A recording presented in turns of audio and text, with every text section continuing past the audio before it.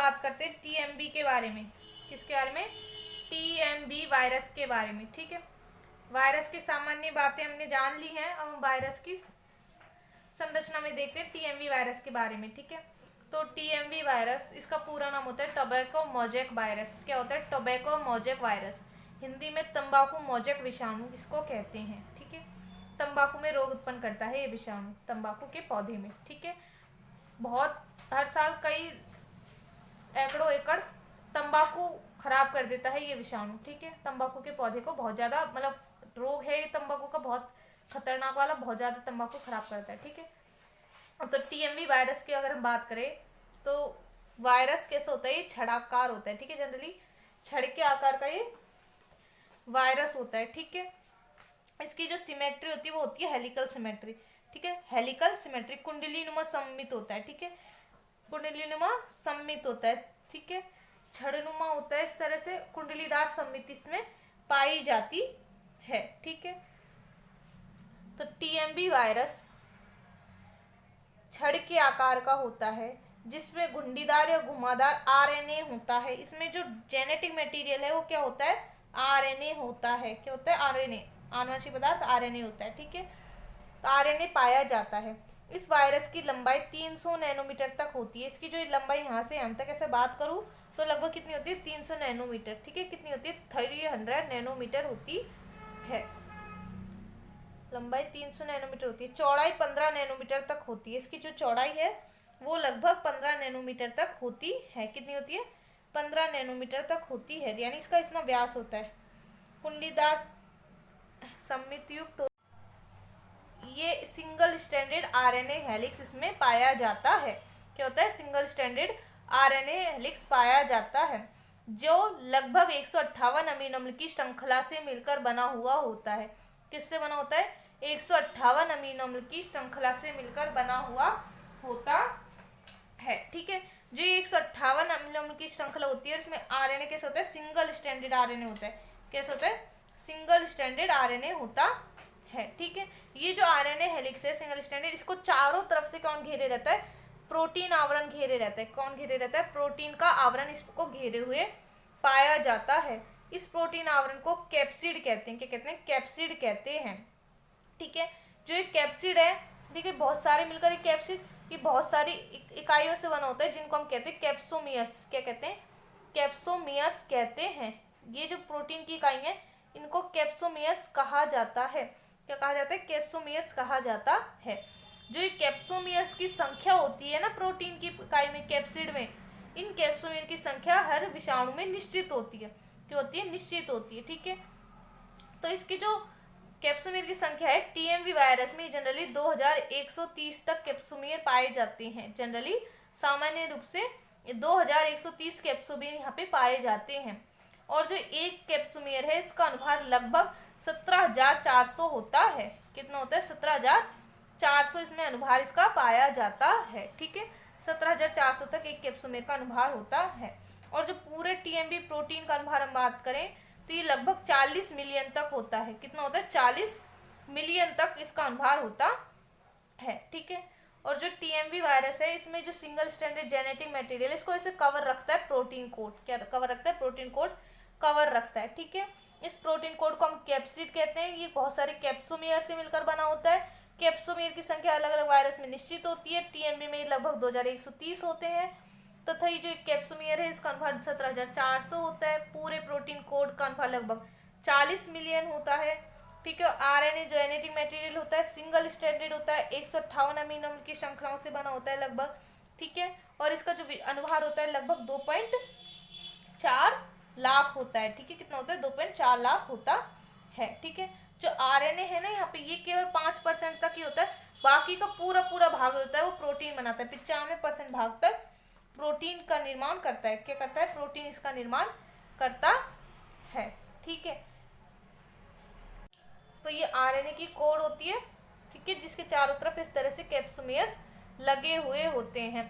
इस आरएनए को, ये जेनेटिक मटेरियल को क्या करते हैं? सुरक्षा प्रदान देने का काम करते हैं। ठीक है, तो इस खोखली नली के चारों तरफ प्रोटीन की उप इकाइयां पाई जाती हैं, जिनकी संख्या 2130 होती है।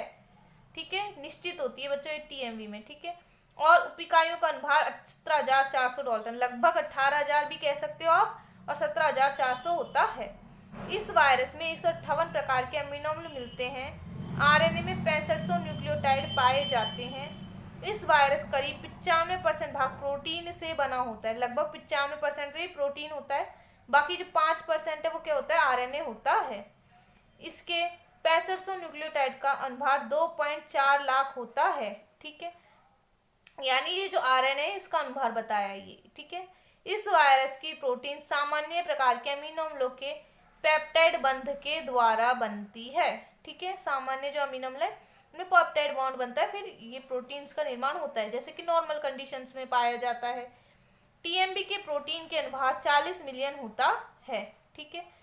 तंबाकू की सूखी पत्ती में वायरस 50 वर्षों तक अक्रियाशील बना रहता है। मतलब जो टीएमबी वायरस है, इनकी जो तंबाकू पादप में रोग उत्पन्न करता है, जैसे कि आपको पता है किसमें, तंबाकू में। तो जो तंबाकू का पौधा है उसमें लगभग 50 साल तक भी ये ऐसे निष्क्रिय पड़ा रह सकता है। 50 साल बाद भी अगर वहां पर तंबाकू की खेती करोगे और टीएमवी की कोई भी पुरानी वहां पत्तियां हैं जिसमें टोबैको मौजूद वायरस है, तो यह दोबारा संक्रमण स्टार्ट हो जाएगा, ठीक है। क्यों? क्योंकि जो विषाणु है ये 50 वर्षों तक भी इस पर कोई असर नहीं होता, ये अक्रियाशील वहां पर जिंदा रह सकता है। टीएमवी वायरस के जीवन चक्र की 4 अवस्थाएं होती हैं, ठीक है। जो वायरस है इसके जीवन चक्र की लगभग 4 अवस्थाएं होती हैं, ठीक है। और पहली अवस्था में वायरस के अणु का संचरण होता है, ठीक है। दूसरी अवस्था में वायरस के अणु में संक्रमण करते हैं। संक्रमण की इस अवस्था में वायरस का संपूर्ण कण कोशिका में प्रवेश करना चाहिए, तभी ये वायरस पादप कोशिका को संक्रमित कर सकते हैं। देखो जो टीएमवी वायरस है ना, अब ये कैसे जीव से, एक प्लांट से दूसरे प्लांट तक फैलता है, इसको हम इसका जीवन चक्र कहते हैं, ठीक है। कैसे ही उत्पन्न हुआ और एक प्लांट से दूसरे प्लांट तक ये कैसे जाएगा, ठीक है, और प्लांट से नए पादप को कैसे संक्रमित करेगा, मतलब एक प्लांट से दूसरे प्लांट तक कैसे पहुंच रहा है, उसको हम उसको कहते हैं जीवन चक्र कहते हैं। तो इसकी 4 अवस्थाएं इसमें देखने को हमको मिलती हैं। एक अवस्था होती है संचरण अवस्था। कौन सी अवस्था होती है? संचरण अवस्था। दूसरी अवस्था होती है संक्रमण अवस्था, ठीक है। तो संचरण में क्या होता है? संचरण मतलब इसको फैलना, इसका विषाणु कणों का फैलना। तो ये क्या होता है, कैसे फैलता है? ट्रांसमिशन। तो पहली अवस्था होती है संचरण अवस्था, ठीक है। इसको इंग्लिश में बोलते हैं ट्रांसमिशन ऑफ वायरस, ठीक है। क्या कहते हैं? ट्रांसमिशन ऑफ वायरस या विषाणु कणों का संचरण अवस्था। देखो संचरण कैसे होता है, देखो अगर एक कोई स्वस्थ पादप उग रहा है तंबाकू का यहाँ पे, है ना, और इसके बगल में कोई पादप उग रहा है जिसमें टीएमबी हुआ है, ठीक है। तो अगर उसकी पादप की पत्तियों का इसकी पादप की पत्तियों के साथ कांटेक्ट में आती हैं, ठीक है, तो इसके पादप से स्वस्थ पादप से रोगी पादप से स्वस्थ पादप में इन्फेक्शन हो जाता है। रोगी पादप से स्वस्थ पादप में इन्फेक्शन हो जाता है। या फिर जो कोई किसान वगैरह है, अगर उसने कोई उसके जो औजार होते हैं, ठीक है, उसके जो औजार होते हैं, ठीक है, उनका उपयोग उसने किसी संक्रमण वाले पौधे से किया, ठीक है, तो उस पर क्या लग जाते हैं? टीएमवी वायरस लग जाता है, ठीक है, वायरस लग जाता है। और वही औजारों का उपयोग उसने फिर स्वस्थ वाले पादप पर भी कर लिया, तो स्वस्थ पादप पर वो वायरस का स्थानांतरण हो जाता है, ठीक है। इसके अलावा जो कुछ कीट वगैरह होते हैं, इनकी मदद से भी वायरस का एक पादप से दूसरे पादप में संचरण या स्थानांतरण हो सकता है, ठीक है। तो विषाणु कणों का संचरण एक तो संक्रमित औजारों के उपयोग से हो सकता है, ठीक है। अगर हमने किसी संक्रमित पादप का औजारों का उपयोग स्वस्थ पादप पर कर लिया है किसान वगैरह ने, तो उससे भी उससे रोग फैल सकता है। दूसरा, जो पादप है अगर पास पास में उग रहे हैं, तो अगर रोगी पादप स्वस्थ पादप के संपर्क में आता है तो भी रोग फैल सकता है, ठीक है। तीसरा, जो कुछ कीट वगैरह होते हैं उनकी मदद से भी ये रोग का संचरण हो सकता है। क्या हो सकता है? रोग का संचरण हो सकता है, ठीक है। अब दूसरी अवस्था, पहला तो इन्फेक्शन कैसे फैल सकता है, संचरण कैसे होता है, वो देख लिया हमने। अब दूसरी अवस्था कि पादप में कीटाणु तो पहुंच गए, वायरस तो पहुंच गए, इन्फेक्शन कैसे करता है पादप में संक्रमण कैसे करता है, तो दूसरी अवस्था होती है संक्रमण अवस्था। कौन सी अवस्था होती है? संक्रमण अवस्था होती है, ठीक है। तो दूसरी अवस्था में वायरस के अणु का संक्रमण होता है। क्या होता है? संक्रमण होता है। अब संक्रमण कैसे होता है? देखो, संक्रमण के लिए जरूरी होता है कि जो वायरस है वो पूरा का पूरा किस में प्रवेश करे? पौधे की कोशिका में प्रवेश करे। क्या करे, पूरा का पूरा पौधे की कोशिका में प्रवेश करे। ठीक है, अगर हम आरएनए को अलग कर दें और उसको अगर हम प्लांट सेल में प्रवेश करवाएं तो उसमें इन्फेक्शन प्रभावी नहीं होगा।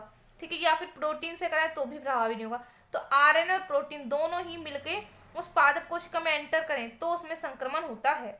दूसरी अवस्था में वायरस के अणु का संक्रमण करते हैं। ठीक है, क्या होता है, संक्रमण। तो संक्रमण की इस अवस्था में वायरस का संपूर्ण कण कोशिका में प्रवेश करना चाहिए, तभी ये वायरस पादप कोशिका को संक्रमित कर सकता है। तभी क्या करता है, ये जो वायरस है पादप कोशिका को संक्रमित कर सकता है। ठीक है, अकेला प्रोटीन का आवरण एवं अकेला आरएनए पादप सेल को संक्रमित नहीं कर सकता। अगर केवल हमने आरएनए को प्रवेश करवा के देखें तो केवल आरएनए से संक्रमण नहीं फैलता या केवल प्रोटीन से संक्रमण नहीं फैलता। आरएनए प्लस प्रोटीन दोनों जो पूरा का पूरा वायरस है वह पादप में जब एंटर करेगा तो उसमें पादप में संक्रमण होता है। ठीक है, अब क्यों नहीं फैलता, क्योंकि परपोषी की कोशिका में अकेले आरएनए और अकेले प्रोटीन के प्रवेश पर ये कोशिका के द्वारा एंजाइम्स के द्वारा अपघटित हो जाते हैं। अगर हमने केवल आरएनए को जब सेल में प्रवेश करवाएं प्लांट सेल में तो प्लांट सेल के एंजाइम्स उस आरएनए को कर देते हैं, डिसइंटीग्रेट मतलब अपघटित कर देते हैं। ऐसे वो प्रोटीन को भी अपघटित कर देते हैं। पर जो आरएनए और प्रोटीन दोनों साथ में जाते हैं तो ये क्या होते हैं, अपघटन के प्रति प्रतिरोधी होते हैं। क्या होते हैं, अपघटन के प्रति प्रतिरोधी होते हैं, इनका अपघटन नहीं हो पाता और ये जीवित रहते हैं, स्थिर रहते हैं। ठीक है, और ये प्लांट सेल में फिर जीवित रह पाते हैं, स्थिर रह पाते हैं। ठीक है, इसके आगे देखते हैं। संक्रमण के लिए पादप कोशिका में घाव या कट बनने चाहिए। अब मतलब जो पादप सेल है उसमें कोई ऐसी जगह होनी चाहिए जहां से ये एंटर करे विषाणु उसके अंदर। ठीक है, तो उसमें कोई घाव हो या कोई कट बन जाए। ठीक है, तो ये जब किसान वगैरह उन पादपों की देखभाल करते हैं उनके औजारों से बन सकते हैं। ठीक है, इस तरह से बन सकते हैं। तो ये जो संक्रमण के लिए पादप कोशिका में कोई घाव या कट बनने चाहिए जिससे विषाणु उसमें एंटर करे। इस कार्य के लिए कीटों की सूंड सहयोग करती, कीट वगैरह की मदद से भी ये जो होता है संक्रमण फैलता है। ठीक है, और कट या घाव बनने वाली जगह से वायरस के कण परपोषी कोशिका के अंदर पहुंच जाते हैं। ठीक है, और कटी बना हुआ है जहाँ पर, वहां से वायरस के कण परपोषी कोशिका के अंदर पहुंच जाते हैं और परपोषी की कोशिका द्रव्य में वायरस स्थिर हो जाता है और वायरस वहां पहुंच जाता है, कहाँ, परपोषी के कोशिका द्रव्य में पहुंच जाता है। ठीक है, अब देखो वायरस कहाँ पहुंच गया, पादप कोशिका के अंदर पहुंच गया। ठीक है, वायरस कहाँ पहुंच गया, पादप कोशिका के अंदर पहुंच गया। ठीक है, अब ये क्या करते हैं, वहां पे अपना गुणन करता है, मल्टीप्लिकेशन करता है। क्या करता है, गुणन करता है, मल्टीप्लिकेशन। देखो थर्ड स्टेज आती है, फिर वायरस की कौन सी स्टेज आती है, थर्ड स्टेज। इसमें क्या होता है, तीसरी अवस्था में वायरस का गुणन होता है। गुणन मतलब मल्टीप्लिकेशन होता है, मल्टीप्लिकेशन होता है वायरस का। तथा वायरस जब परपोषी के कोशिका द्रव्य में पहुंच जाता है, मतलब जो वायरस है वो होस्ट सेल के साइटोप्लाज्म में पहुंच जाता है, कोशिका द्रव्य में पहुंच जाता है, तो वायरस आरएनए प्रोटीन के आवरण से बाहर आ जाता है। वायरस क्या होता है, आरएनए या प्रोटीन आवरण से बाहर आ जाता है। ठीक है, बाद में पहुंचने के बाद उसमें अलग होता है और अपना वायरस का गुणन शुरू हो जाता है, उसके वायरस का खुद का गुणन करवाता है। जबकि वायरस का प्रोटीन आवरण परपोषी के कोशिका द्रव्य में रहता है और जो आरएनए वो एक कोशिका से दूसरी कोशिका में ट्रांसफर होता है। ठीक है, और वायरस कणों का निर्माण होता रहता है और वायरस खुद के नए नए कण बनवाता रहता है। पादप कोशिकाओं के अंदर पाए जाने वाले जीवद्रव्य तंतु में वायरस को एक कोशिका से दूसरी कोशिका में पहुंचाने में सहयोग करते हैं। प्लाज्मोडेस्माटा जिनको कहते हैं, वो एक सेल से दूसरी सेल में आरएनए को ले जाने में मदद करते हैं, आरएनए के पहुंचने में मदद करते हैं। फिर आती है चौथी अवस्था, वायरस आरएनए और प्रोटीन का निर्माण, कि वायरस खुद के आरएनए और प्रोटीन का निर्माण करता है। ये इसकी चौथी अवस्था होती है। परपोषी की कोशिका में पहुंचने के बाद वायरस का आरएनए परपोषी कोशिका की अभियांत्रिकी पर अपना प्रभुत्व जमा लेता है। प्रभुत्व मतलब कंट्रोल कर लेता है।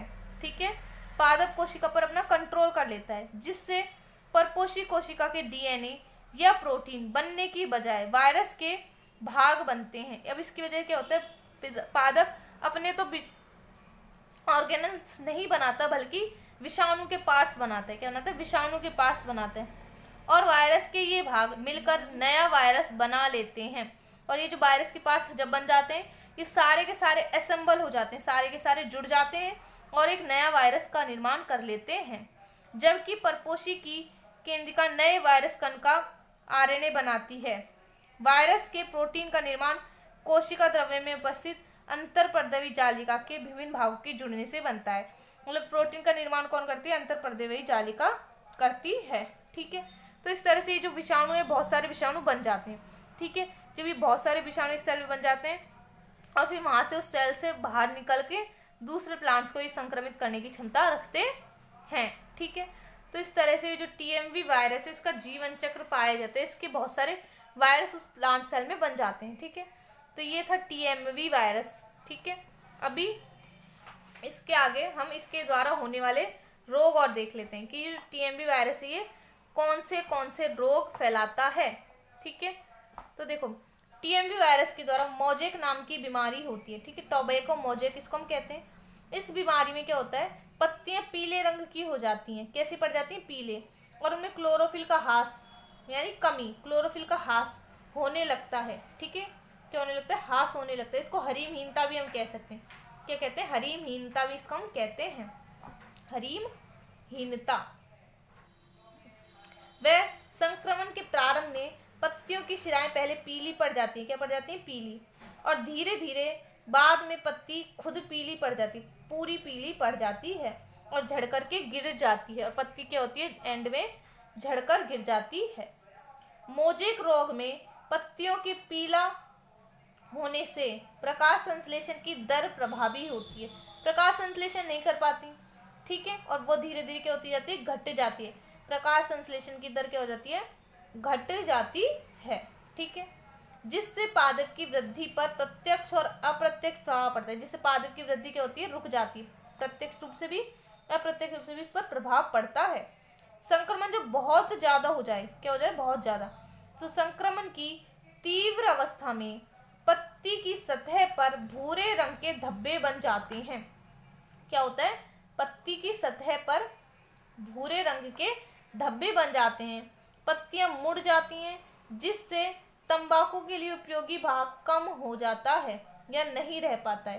ठीक है, जो भाग तंबाकू के लिए काम में आते हैं, पत्तियां ही तो काम में आती हैं, तो पत्तियां काम की नहीं रहती। संक्रमण जब और तीव्र हो जाता है तो पादप की पुष्प कलिकाएं, पुष्प में ऐंठन उत्पन्न हो जाती है, में सिकुड़न उत्पन्न हो जाती है, उनकी वृद्धि रुक जाती है, वो झड़कर गिर जाते हैं। ठीक है, तो ये सारे काम होते हैं। येलोइंग पार्ट ऑफ लीफ, ये पीला पीला पादप का भाग, ऐसी पत्तियां हो जाती हैं, शिराएं में पीली हो जाती हैं, भूरे भूरे से धब्बे उसमें बन जाते हैं इस तरह से। ठीक है, इस तरह के हमको लक्षण उसमें देखने को मिलते हैं। रोग के उपचार, संक्रमित पादप को उखाड़ के फेंक देना चाहिए। जो पादप में संक्रमण होगा, पता है इसमें पादप में संक्रमण हो गया, उस पादप को उखाड़ के फेंक दो। रोग प्रतिरोधक प्रजातियों का काम में लो, ऐसी प्रजातियों का काम में लो जिनमें टीएमवी वायरस होता ही ना हो, जो तंबाकू मोजेक विषाणु के प्रति प्रतिरोधी हो। संक्रमण के प्रारंभ में हम प्रतिजैविकों का उपयोग कर सकते हैं। जो प्रारंभ हुआ है संक्रमण, तो हमें प्रतिजैविकों का उपयोग करना चाहिए। क्या करना चाहिए? प्रतिजैविकों का उपयोग करना चाहिए। ठीक है, तो इस तरह से जो है टीएमवी वायरस फैल सकता है। यह टीएमवी वायरस का जीवन चक्र है। ठीक है, आई होप आपको ये टीएमवी वायरस समझ में आ गया होगा। इसके आगे की बात हम अपनी अगली वीडियोज में डिस्कस करेंगे। इस वीडियो में इतना ही। Thank you.